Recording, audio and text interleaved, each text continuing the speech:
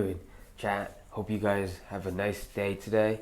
Today, I have a really nice video for you guys. Alright, let's talk about the most cursed type physique you can have in the gym is skinny fat. You're not jacked, but you're not overweight either.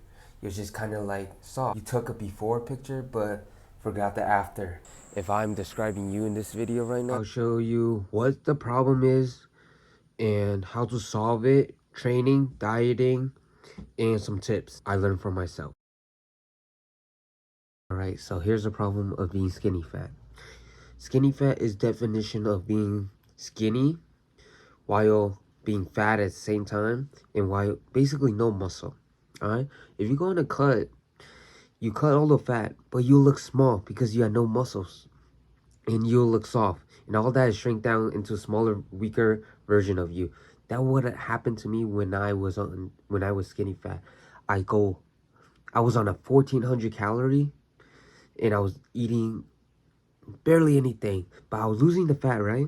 But I did not look like how I want to imagine how I look like. I look just like a stick figure. I'll show you a picture. Alright, so how do you fix that? So find your BMR, right? Then you find your maintenance calorie. Let's just say you're eating around 2100 calories, right?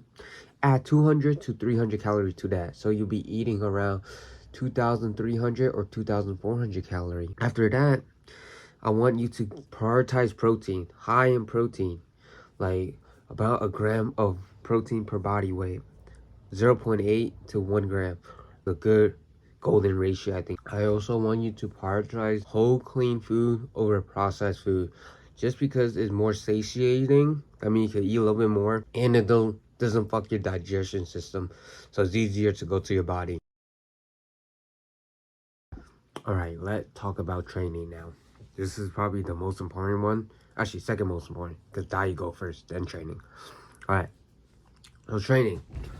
I really want you to train hard as fuck, because all those 200, 300 calories you're eating extra shouldn't be going to your fat. It should be going to your muscle, pumping those muscle up, recovering those muscle, and building those muscle as a fuel. So what I want you to do is progressive fucking overload. I know people are like, oh my god, I'm progressive. No, you don't progressive overload. To make sure I guarantee you I progressive overload, I put it in the notes. Let's just say you incline dumbbell for 6 reps. Next week, you better hit 7, okay? The next week, you better hit 8. Get better reps, better set, better recovery. Just like progressive fucking overload. I can't get like more simpler than this. Progressive fucking overload. If you want to get jacked. If you don't, then if you say the same, nothing will change. So you got to change. And what you do that? By progressive overload. So change is the key. Alright, cardio and cutting. So cardio, I want you to do 10,000 steps. Light, not intense, like all those jump rope, like these people running.